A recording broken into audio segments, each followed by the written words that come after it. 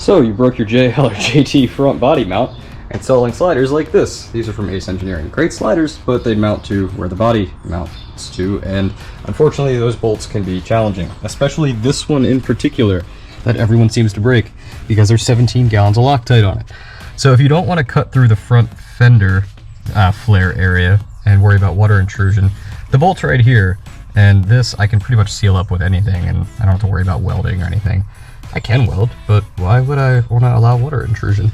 So it's right there. To get to it, pull up the carpet, pull out this little plastic piece, and if you have a model with electronic locks, which most of us do, power windows, I can't think this morning, just tie it up out of the way.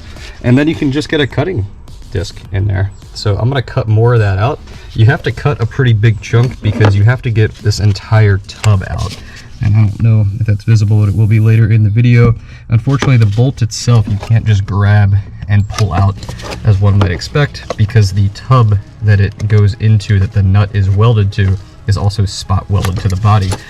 Probably good old Jeep to prevent something like this from happening with the nut welds breaking off, but unfortunately the bolt just breaks. So yeah, I'm gonna cut out to, I guess, about here, a little bit more and a little bit more in, and then I should be able to lift the whole thing out after I break little spot welds. All right, so got it. What I ended up doing, this is unfortunately the end, kind of lost the step-by-step motivation, but you can see in here, now have a new bolt on there. I didn't actually have to take the cup out. I got, I guess, lucky. I actually ended up just putting a nut on the old bolt. This is a new body bolt.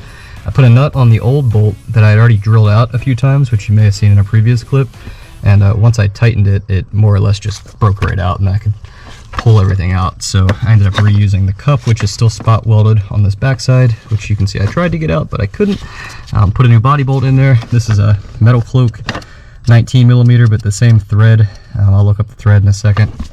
And yeah, where I'm mounted in, I did not Loctite it because it's got nylock on it, and I'll always have access to this hole now. So yeah, a little challenging to do by yourself. So I was able to reach my arm under here, and that, you know, allowed me to hold the impact gun and then hold the bolt on the other side. But yeah, should be good to go. And I'm just gonna put something over this hole, maybe, and fill that little hole that I drilled out from the spot weld. And you know, do your standard rust sealer. So spray paint any holes and seal them with silicone or whatever. I sealed the little hole I drilled out with silicone, and a little piece of sheet metal. Boom. And it's like it was never there. So once the carpet and everything's down, all will be well. And now the body bolt is back, and I'd already welded the frame slider on, so that's kind of moot at this point. Yeah, not too bad of a job. I guess it took like an hour of actual work. I could do this again in 30 or so minutes now that I know where everything is, so hopefully you can also do it in 30 or so minutes. But I guess if it takes less than whatever, what, $1,000 it probably would have cost at a body shop or at an auto shop, you're on top. So I'm ahead of